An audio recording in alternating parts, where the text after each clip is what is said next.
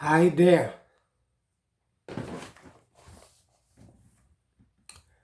Who is there? Cries the captain at his busy desk, hurriedly making out his papers for the customs. Who is there?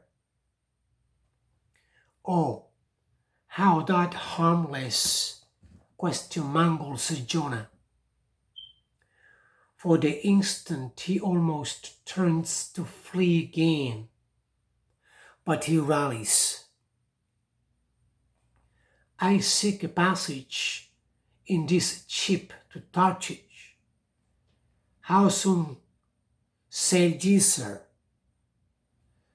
Thus far the busy captain had not looked up to Jonah, though the man now stands before him. But no sooner does he hear that hollow voice than he darts a scrutinizing glance. We sail with the next coming tide. At last he slowly answered, still intently eyeing him. No sooner, sir. Soon enough for any honest man that goes a passenger. Ha, Jonah, that's another stab. But he swiftly calls away the captain from that scent. I'll sail with ye, he says. The passage and money, how much is that? I'll pay you now. For it is particularly written, shipmates, as if it were a thing not to be overlooked in this history, that he paid the fare before, no, that he paid the fare thereof ere the craft did sail. And taken with the context, this is full of meaning. Now Jonah's captain, shipmates, was one whose discernment detects crime in any, but whose cupidity exposes it only in the penniless. In this world, shipmates, sin that pays its way, can travel freely and without a passport, whereas virtue, if a pauper, is stopped at all frontiers. So Jonah's captain prepares to test the length of Jonah's purse, ere he judge him openly. He charges him thrice the usual sum, and it is assented to. Then the captain knows that Jonah is a fugitive, but at the same time resolves to help a flight that paves its rear with gold. Yet when Jonah fairly takes out his purse, prudent suspicions still molest the captain. He rings every coin to find a counterfeit, not a forger anyway, he mutters. And Jonah is put down for his passage. Point out my stateroom, sir, says Jonah now. I am travel weary. I need sleep. Thou lookest like it, says the captain. There is thy room. Jonah enters and would lock the door, but the lock contains no key. Hearing him foolishly fumbling there, the captain laughs lowly to himself and mutters something about the doors of convicts' cells being never allowed to be locked within. All dressed and dusty as he is, Jonah throws himself into his berth and finds a little stateroom ceiling almost resting on his forehead. The air is close, and Jonah gasps. Then, in that contracted hole, sunk to beneath the ship's waterline, Jonah feels the heralding presentiment of that stifling hour when the whale shall hold him in the smallest of his bowels wards. Screwed at his axis against the side, a swinging lamp slightly oscillates in Jonah's room, and the ship, heeling over towards the wharf with the weight of the last bales received, the lamp, flame and all, though in slight motion, still maintains a permanent obliquity with reference to the room, though in truth infallibly straight itself. It but made obvious the false, lying levels among which it hung. The lamp alarms and frightens Jonah, as lying in his berth, his tormented eyes roll round the place, and this thus far successful fugitive finds no refuge for his restless glance. but that contradiction in the lamp more and more appalls him. The floor, the ceiling, and the side are all awry. Oh, so my conscience hangs in me, he groans, straight upwards, so it burns, but the chambers of my soul are all in crookedness.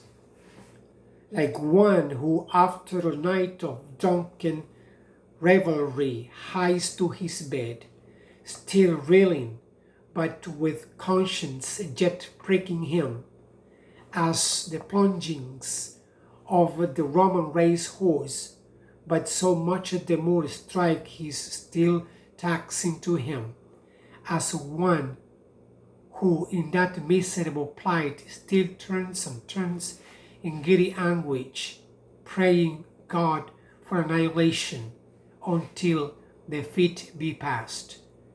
And at last, amid the wheel of woe, he feels a deep stupor steals over him, as over the man who bleeds to death. For conscience is the wound, and there is naught to staunch it. So after sore wrestling in his birth, Jonah's prodigy of ponderous misery racks him, drowning down to sleep. And now the time of the tide has come. The ship casts off her cables, and from the deserted wharf, the uncheered ship for touches, all careening glides to sea. That ship, my friends, was the first recorded smugglers. That the contraband was a Jonah, but the sea rebels. He will not bear the wicked burden.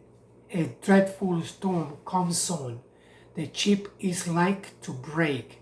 But now, when the boatswain calls all hands to lighten her, the boxes, bales, and jars are clattering overboard.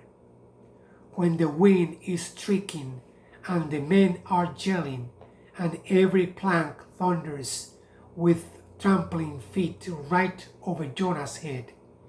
In all this raging tumult, Jonah sleeps his hideous sleep.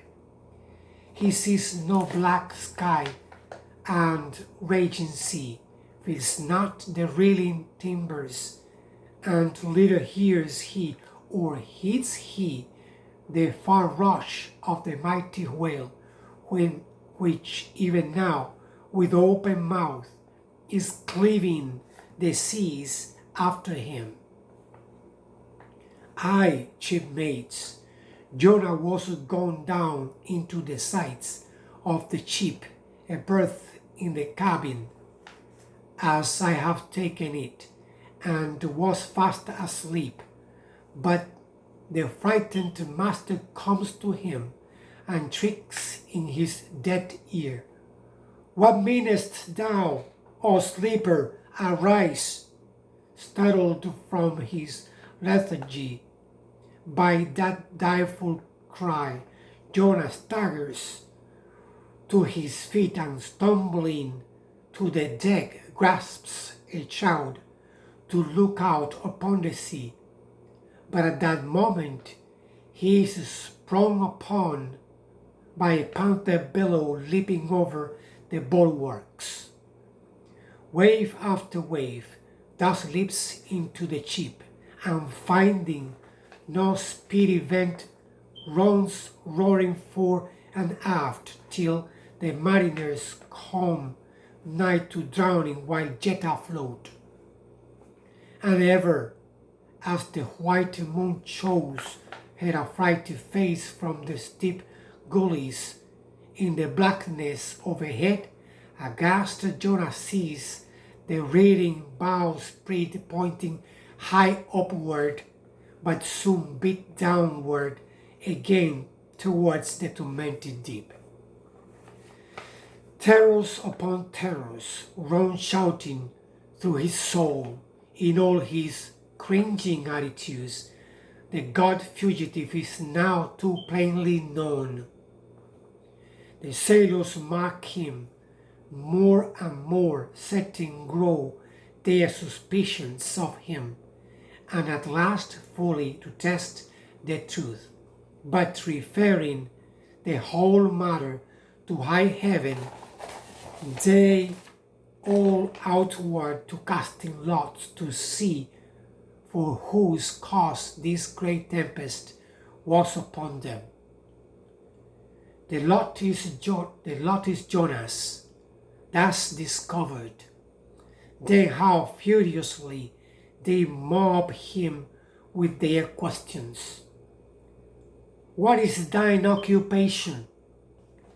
When camest thou? Thy country? What people? But mark now, my shipmates, the behavior of poor Jonah. The eager mariners but ask him who he is and whence from, whereas they not only receive an answer to those questions, but likewise another answer to a question not put by them, but the unsolicited answer is forced from Jonah by the hard hand of God that is upon him. I am a Hebrew, he cries, and then, I fear the Lord, the God of heaven, who has made the sea and the dry land. Fear him, O Jonah. Aye, well mightest thou fear the Lord God then. Straightway he now goes on to make a full confession, whereupon the mariners became more and more appalled, but still are pitiful. For when Jonah, not just supplicating God for mercy, since he but too well knew the darkness of his deserts, or his deserts, when wretched Jonah cries out to them to make him and cast him forth into the sea, for he knew that for his sake his great tempest was upon them, they mercifully turn from him and seek by other means to save the ship. But all in vain the indignant gale howls louder.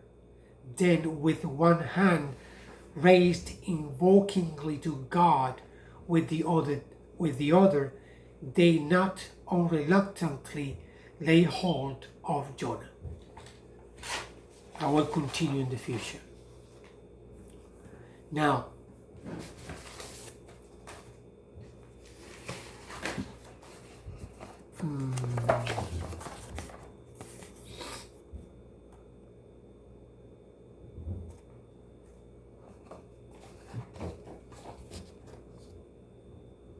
this lady, not this one, it's dedicated to this lady. And I'm gonna read about her. It's from this magazine, 2004.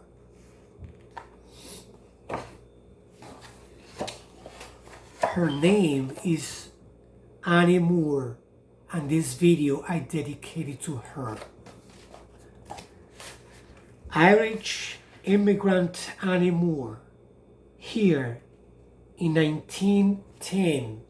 1910 was the year of this picture.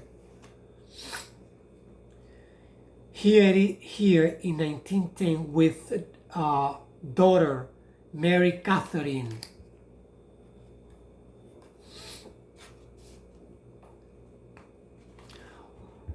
I'm going to start again. Irish immigrant Annie Moore, here in 1910 with daughter Mary Catherine, was, as a girl of 15 in 1892, the first person to pass through Ellis Island processing station, which may be seen on the following pages. Ellis Island interior.